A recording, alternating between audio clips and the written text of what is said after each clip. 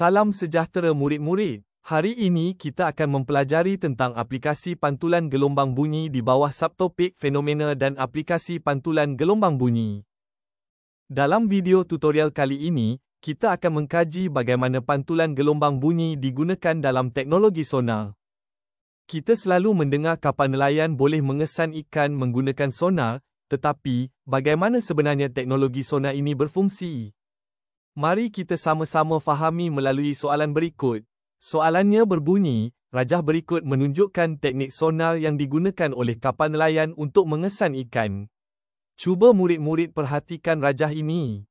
Kemudian, terangkan bagaimana teknologi sonar membantu mengesan kehadiran ikan. Sebelum itu, murid-murid harus tahu apa itu teknologi sonar.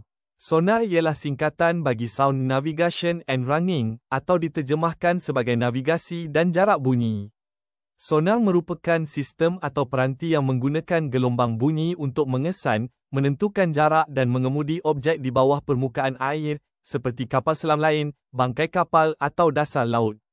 Teknologi sonar berfungsi berdasarkan fenomena pantulan gelombang bunyi. Baik murid-murid, untuk menerangkan bagaimana teknologi sonar membantu mengesan kehadiran ikan, pertama sekali, kapal nelayan menghantar denyutan bunyi, iaitu gelombang bunyi ke dalam laut. Apabila gelombang bunyi terkena pada ikan atau dasar laut, bunyi itu akan dipantulkan semula ke arah kapal. Pantulan bunyi ini diterima semula oleh sonar di kapal. Dengan mengira masa yang diambil untuk bunyi dipantulkan semula, sonar boleh menentukan jarak dan kedudukan ikan. Malah, berdasarkan corak pantulan, nelayan dapat menganggar saiz dan pergerakan ikan.